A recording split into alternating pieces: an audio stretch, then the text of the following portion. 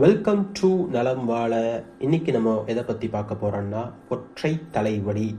இந்த ஒற்றை தலைவலிங்கிறது இந்தியாவில் மட்டும் இல்லை, உலகத்திலே அதிகமான மக்களுக்கு இருக்குது.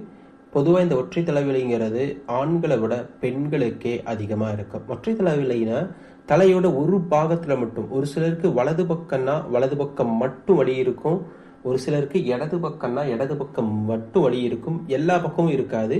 இந்த left side or right side அப்படிதான் இருக்கும். அதோடைய வலிங்கிறது ரொம்ப கடுமையாக இருக்கும்.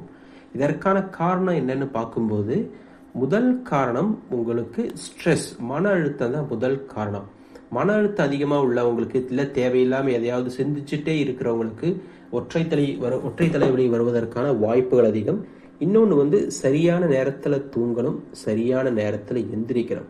ஒரு சிலர் தூக்கங்கிறது அவங்களுக்கு சரியா இருக்காது. நைட்டு ஒரு 2 மணி வரைக்கெல்லாம் முழிச்சிட்டு இருப்பாங்க, மொபைல் நோண்டிட்டு. இந்த மாதிரிலாம் இருக்கிறவங்க சரியான தூக்கம் இல்லாத காரணத்தினாலும் ஒற்றை தலைவலி ஏற்படுவதற்கு வாய்ப்பு இருக்கு. அது மட்டும் இல்லாமல் கிளைமேட் சேஞ்ச், நல்ல வெயிலா இருக்கும், திடீர்னு கிளைமேட் அப்படியே குளிரா மாறும் பொழுதும் அவங்களுக்கு ஒற்றை தலைவலி இருக்கு. ஏன்னா குளிர்காலத்துல அதீத குளிர் காரணமா உங்களுக்கு உடலுடைய வெப்பம் அதிகரிக்கும், அதே நேரம் வறட்சியும் இருக்கும்.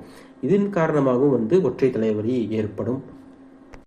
இதற்கு தீர்வு என்னன்னா நம்மளுடைய வாழ்க்கை முறை மாற்றம் தான். நம்ம ஒரு மன அழுத்தம் இல்லாத ஒரு வாழ்க்கையில எது நடந்தாலும் அதை லேசா எடுத்துக்கக்கூடிய ஒரு மனப்பக்குவம் இருந்துச்சுன்னா இந்த ஒற்றை தலைவலியிலிருந்து நம்ம தப்பிக்கலாம். நான் சொன்ன செய்தி உங்களுக்கு பிடிச்சிருந்தா லைக் பண்ணுங்க, ஷேர் பண்ணுங்க, மறக்காம இந்த சேனலை சப்ஸ்கிரைப் பண்ணுங்க, பெல் ஐக்கானை கிளிக் பண்ணுங்க.